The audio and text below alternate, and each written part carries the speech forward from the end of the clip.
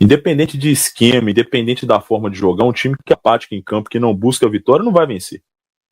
O Cruzeiro não buscou a vitória ontem. Agora, eu acho que o Emerson e o Caio estavam na live, você não. Que eu fui um dos que defendi e expliquei a situação do Matheus Pereira, correto, Emerson? Eu acho que foi nessa live que eu expliquei, que o Emerson até falou, gente, não tem como desenhar mais que o Gabriel falou. Mas o coração de um time é o meio de campo. Os volantes não estão funcionando, gente. O Wallace não tá jogando, o Romero não tá jogando, e o Matheus contra o Mirassol não foi aquele Matheus que a gente espera, e ontem não foi a escalação que eu esperava do Jardim, mas os volantes do Cruzeiro não funcionam. E qual que é a ligação do Cruzeiro hoje? Quem que pega a bola do meio para levar pro atacante? Não tem, cara. Não tem. O Cruzeiro tá sem o Matheus Pereira para jogar fora de casa. Se eu não me engano, vocês podem me corrigir, o amistoso contra o Botafogo foi 14 ou 15 de março. Entendeu? Então, aí nós vamos jogar contra o Internacional. Matheus Pereira talvez não vá jogar de novo. Envolve a questão do parto, eu sei que é uma coisa humana. Cara, mas o Cruzeiro não tem outro meia. O Eduardo não consegue suprir essa necessidade. Então, quando o time não tem os volantes funcionando e não tem um meia de ligação, não vai dar certo. O time fica inoperante, igual a Rafa falou. É um time que não cria e a bola não vai chegar no ataque. Eu vou ser muito sincero. Tem muita coisa para ajeitar, gente. Tem muita coisa para ajeitar. O time, primeira coisa, você não entra para uma Copa Internacional diante de uma equipe argentina sem um espírito de vencedor, cara. O União Santa Fé entrou para uma partida valendo 3 pontos, o Cruzeiro para um amistoso. Ontem foi um vexame que os jogadores do Cruzeiro apresentaram. O Cruzeiro tem um investimento de Real Madrid jogando como um time do meio da tabela para baixo do Campeonato Espanhol. Não condiz com o investimento. Ah, contratou errado, beleza, pode ser um ou outro. Gente, mas esse elenco é para jogar mais do que está jogando. Eu sei, e é nítido que vai chegar no meio da temporada, no meio da temporada, com a janela, é nítido que vai sair ou entrar algumas peças. Mas o que tá aqui hoje na Toca da Raposa tem que jogar mais do que tá jogando, cara. O volante não funciona, o meio não tem ligação, e eu vou ser muito sincero, Caramuru, desculpe o termo, eu nunca fiquei tão ansioso pra uma criança nascer nessa vida, viu? Porque o Matheus tá fazendo falta. O Matheus Pereira faz falta no time do Cruzeiro, nós não temos criação. Não tem ninguém para pegar a bola na frente do Romero, do Wallace, do Matheus Henrique e colocar para o atacante. Um time sem meio de campo não funciona, gente. Não funciona. Agora, vocês acham que isso passa muito também pelo Alexandre Matos, essa questão? O elenco do Cruzeiro, de fato, ele tem problemas? Ou dá para fazer coisa melhor com quem a gente tem? Não, o Matos tem só... Perdão, Gabriel. Pode ir. Porque essas duas coisas que você falou, Emerson, são duas verdades que podem coexistir. O elenco pode mostrar mais, mas o elenco também tem problemas de montagem. E aí eu sempre cito o Matos e o Pedro Lourenço juntos, porque os dois fizeram parte dessa construção junto com o Diniz, né? Então foi um elenco que foi montado com muito aval, com muita participação do Diniz, indicando atletas, e aí você faz tudo isso com um treinador que você demite na 3ª partida oficial do ano, ou seja, você entrega uma janela de transferências que era fundamental para o elenco mudar de patamar competitivo para um treinador no qual você não tinha a mínima convicção. Então eu acho que sim, Pedro Lourenço, Alexandre Matos, Pelaipe e o Diniz que não está mais, né? Todos foram responsáveis por essa janela de transferências que foi insuficiente, né? Acho que tem bons nomes, tem jogadores, por exemplo, o Rodriguinho é um jogador que eu acho que a gente viu pouco dele, é uma contratação que eu considero interessante, em moldes muito parecidos da do Jonathan Jesus, então um jogador jovem, de muito potencial, vamos ver se vinga, né? Aí é outra montanha para escalar. Enfim, tem alguns bons nomes, mas claramente é uma janela insuficiente e que vai precisar ser corrigida agora, até porque você muda o treinador, você muda a forma de pensar futebol, né? Então, eu acho que são dois pontos que tem que coexistir. A gente tem que criticar sempre o planejamento do Cruzeiro, que foi muito equivocado para esse ano, e a gente também pode e deve cobrar mais dos atletas, porque mesmo que a gente considere que a janela foi insuficiente, que o elenco tem alguns setores em específico, né, muito carentes, mas de forma geral pode ser reforçado basicamente em todos os setores, pode e deve, né, ainda assim eu acho que esse elenco pode mostrar um pouco mais, né, até questão de igualar na intensidade, uma rotação um pouco mais alta, eu entendo, é um início, o time está sem ritmo de jogo, mas é como eu falei, esse time fez parecer que o União é muito melhor do que de fato é, então isso passa para mim muito por uma questão de postura dos atletas, né, além dos aspectos táticos, das escolhas do treinador, passa muito pela postura dos atletas que entraram numa rotação muito baixa e pareciam muito satisfeitos ali com a pressão que o União estava fazendo na sua saída de bola, sem buscar alternativas, e aí a gente tem que cobrar deles também, é como eu falo, dá para cobrar de todo mundo, são as caixinhas, né? Não precisa esquecer de ninguém, uma ou mais verdades podem coexistir, tem problema de planejamento, acho que preso, não sei se é para isso tudo, né? Acho que não é crime errar assim, tanto igual o Matos tem errado, então preso não, mas tem que ser cobrado, e os atletas também têm que ser cobrados. Os que aqui estão podem, devem apresentar mais, são bem remunerados, em dia, tem uma estrutura excelente, uma das melhores do país, para apresentar um pouco mais de futebol e vontade contra o União Santa Fé, né, gente?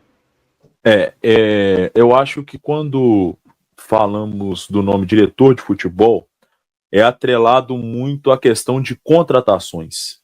Só que o papel do diretor de futebol, que é o Matos, hoje é o CEO, né, do Cruzeiro, ele vai além disso. Ele vai em questão gerir elenco, né, relação jogador-empresário, essas coisas que o gestor do futebol ele tem que contornar. Vamos pontuar as contratações do Cruzeiro. O Wallace, quando falou o nome de Wallace, qual torcedor do Cruzeiro que não ficou enfurecido, que ficou animado? Matheus Henrique, Gabigol, Dudu. Então vamos pegar esses 4 jogadores aqui que ninguém foi contra a contratação, tô mentindo? O Wallace não tá jogando bola. Aí você pega Marquinhos, bom nome para compor o elenco, Wanderson também para compor o elenco. O que eu achei errado? Com a lesão do João Marcelo, você tem que trazer um zagueiro bom. O Cruzeiro trouxe o Gamarra, que não era unanimidade no Atlético Paranaense, e veio para o equipe do Cruzeiro.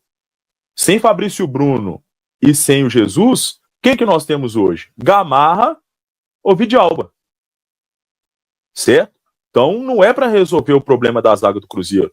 E zaga, tirando lesão, é o setor que mais toma cartões durante uma competição. Gamarra, ontem na live, eu comentei aqui, eu falei, vamos dar mais uma oportunidade pro Gamarra. Não é um jogador que me passou confiança em 2 partidas. Entende? Agora, Peralta, quase 16 milhões de reais. Cadê o Peralta? O Cruzeiro já tinha Romero, já tinha alguns jogadores, trouxe o Wallace, trouxe o Matheus Henrique, e ainda gastou mais 16 milhões de reais no Peralta. Não acho que era o momento de contratar aquele jogador.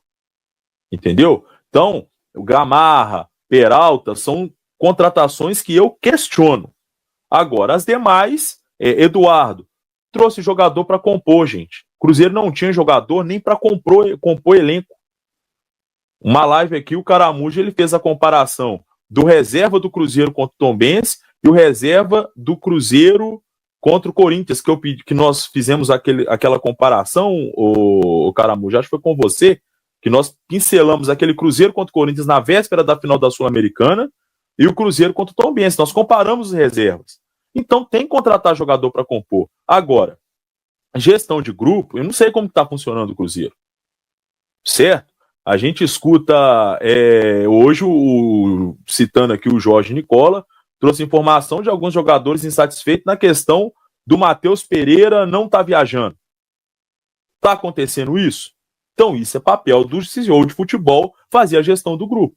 Aí que eu falo que o Matos, na gerência do grupo, eu não sei como está funcionando. Eu não vi o Cruzeiro lá dentro. A gente não trabalha lá dentro, a gente não sabe o que está acontecendo. Agora, em questão de contratações, a do Peralta que me incomodou bastante. Um jogador que custou 16 milhões de reais do Cruzeiro, hoje está emprestado ao Atlético Paranaense. Tiveram algumas outras contratações que me incomodaram, mas, enfim, eu acho que, obviamente, não dá para isentar o Alexandre Matos, né? E eu concordo com o Gabriel que é por além do mercado, além da questão do elenco montado, também por talvez não estar blindando da melhor maneira o vestiário, o próprio Cruzeiro, né? Como as coisas vazam do Cruzeiro para fora é uma coisa inacreditável. E era algo que a gente não estava acostumado, né? A gestão Ronaldo teve aí os seus problemas, mas a gente sabe que era talvez até uma gestão fechada demais. Dificilmente as coisas vazavam. A partir do momento em que se alterou a gestão, se alterou o mandatário da SAF, as coisas mudaram. E é sim algo que está dentro da pasta do Alexandre Matos, né? Ele é um CEO, então ele tem essa responsabilidade de ficar muito atento aos detalhes do clube, ao que é colocado, ao que acaba sendo vazado para a imprensa, né? Então é um ponto que me incomoda absurdamente, até porque o Alexandre Matos é muito experiente, né? Ainda mais se tratando aí de Cruzeiro, onde ele já teve uma grande passagem, é um cara que não poderia deixar determinadas coisas passarem. Mas, enfim, o elenco tem carências, não é um elenco ruim, é um elenco qualificado, mas tem carências e com o Leonardo Jardim, que como a Rafa colocou, tem uma ideia diferente de jogo em relação ao Fernando Diniz, eu acho que isso tá ficando mais claro, né? Falta o Cruzeiro talvez mais um ponta de qualidade, tá faltando volante também. Mas eu acho que quando a gente fala de volante, aí dá para puxar muito o gancho para os jogadores, né? Porque, poxa, o Cruzeiro tem o Wallace, Romero, Matheus Henrique, Christian, o Japa não dá para colocar na conta porque ainda tá se recuperando de lesão, e ninguém corresponde, todos jogadores com qualidade, todos jogadores que o Cruzeiro não investiu à toa, e mesmo assim o Cruzeiro está carecendo absurdamente um volante. Eu já não vejo a hora de chegar à janela do meio do ano e o Cruzeiro talvez fazer esse movimento, que eu nem tenho certeza se ele vai ser feito, mas está insustentável, muito por conta do desempenho de jogadores que estão rendendo abaixo daquilo que o Cruzeiro acreditava quando fez o investimento. E eu coloco sim o Matheus Henrique, claro que ele é um cara que, no geral, já mostrou mais futebol do que todos esses que eu citei, né? O Wallace, o Romero fez até uma boa temporada passada, mas o 2025 dele é muito ruim. Mas já mostrou mais futebol do que o Wallace, o Romero, o Christian. Mas o Matheus Henrique, nos últimos jogos, tem sido, sim, deplorável. E até em funções diferentes, atuando em faixa de campo diferente do que ele está acostumado, né? Mas, enfim, mesmo assim, acho que pode entregar mais. Então, são os dois pontos, né? A verdade é que todo mundo dentro do Cruzeiro está devendo demais. E tem que existir uma consciência muito clara disso. Ô Caio, e quando a gente questiona as contratações, nós estamos batendo mais na tecla do meio de campo, dos volantes. Cara, o Wallace custou ao Cruzeiro quase 32 milhões de reais. O Cruzeiro não contratou errado o Wallace. O cara não tá jogando, ele tá tentando.